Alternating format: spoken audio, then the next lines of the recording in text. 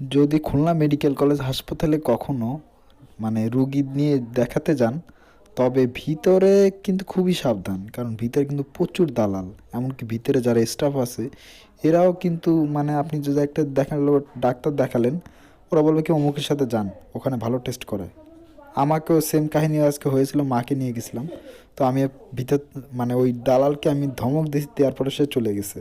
কারণ ভিতরেই তো সব কিছু করানো যাচ্ছে, আমি বাইরে কেন করাতে যাবো? আর ভিতরে খরচ কম, তারপর সব কিছু করাতে পারতেছেন আপনি। X ray, ultrasound, CT scan যা আছে সব করাতে পারেন। আমার মাকে কয়েকটা টেস্ট দিল, তো আমি ও ভিতর থেকেই করানোর চেষ্টা করলাম। তো একটা হয়েছিল, আর একটা কালকে হবে। এক্স রেটা আজকে আর হবে না, আজকে দেরি হয়ে গেছে।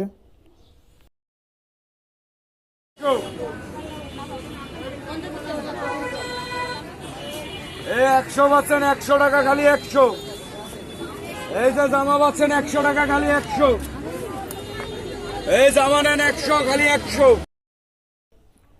আর এই 250 সামনে আপনি অনেক সস্তা অনেক কিছু পাবেন, ঠিক আছে?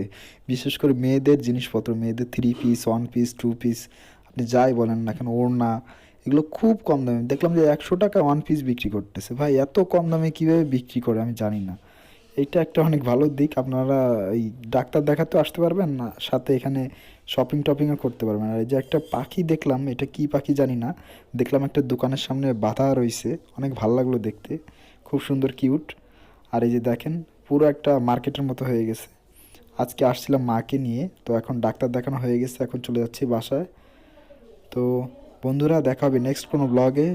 সবাই সাবস্ক্রাইব করেন আর সাথে থাকেন। Bye bye, tata.